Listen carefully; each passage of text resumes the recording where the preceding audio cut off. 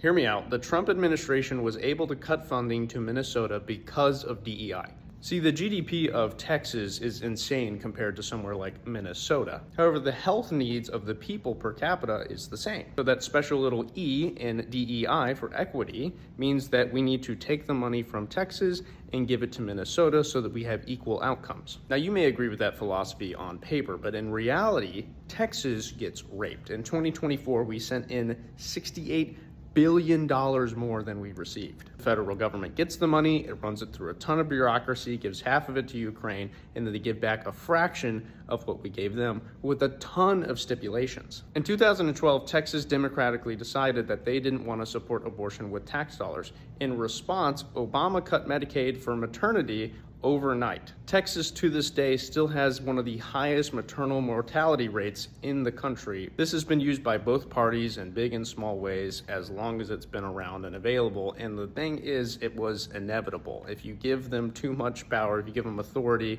and we depend on them for our health care, of course they're going to do this. But even still, you may agree that it's not perfect, but it's still worth it because we need those people in Minnesota to have good, equal health care. The problem is Minnesota also pays more money to the federal government than they receive because it's just that inefficient. And the money that does make it to Minnesota is now being abused for fraud. Which brings us to the current situation, and the response from people is insane. These are just some of the top comments that are on any video of JD Vance announcing that they're going to be making the cuts to Minnesota, and it's scary. Not only are the same people who are leaving these comments the same people who are about to vote in more people who are promising to give more power and authority to do this to the federal government, but this is also like the one good use case scenario of this philosophy and policy.